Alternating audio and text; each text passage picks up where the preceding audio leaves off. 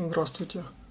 Вашему вниманию предлагается обзор картридера Transcend RDF8K.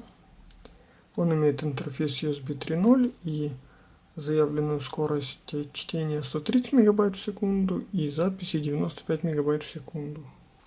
Я обязательно протестирую этот картридер и сравню его с предыдущей моделью RDP8K. Так, открываем.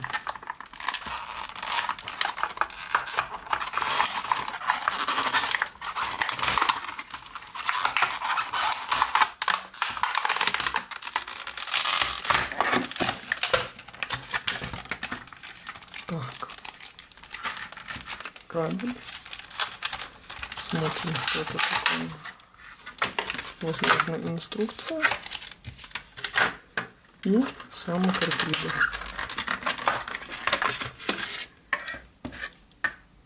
Итого, в инструкции нарисованы разъемы и типы карточек, которые поддерживает этот картридер. Реклама, какие картридеры, какие карточки памяти есть в Transcend. У меня уже есть USB 3.0 кабель. Можно разве что проверить, будет он рабочий или нет. Но в принципе я вам покажу только его длину. Я покажу вам только длину этого кабеля, чтобы вы понимали, хватит ли вам его, если вы его захотите купить. В принципе, это вот его столько, а здесь сантиметров, наверное, 25-30. Картридеры изготовлены из глянцевого пластика. Верхняя крышка. На одной стороне картридера мы видим 3 разъема под microSD, SD и Compact Flash.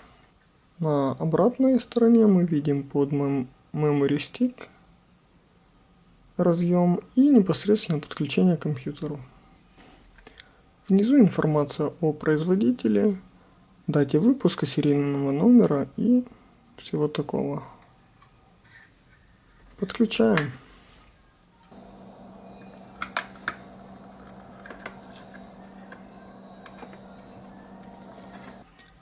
Тестировать картридер я буду с помощью карточки памяти, которую я покупал для своей экшн камеры. Это Kingston на 64 гигабайта UHC-1U3.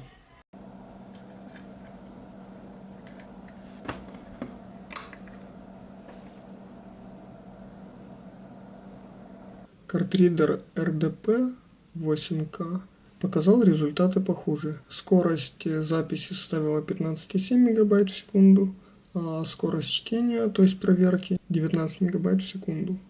Тест длился почти 2 часа, а именно 1 час 53 минуты. Картридер RDF8K показал следующие результаты.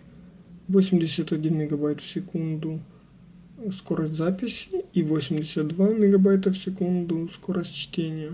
Тест длился всего 24 минуты. Вывод следующий. При небольшой переплате пользователь получает очень сильно существенный прирост скорости. Таким образом экономит и свое время.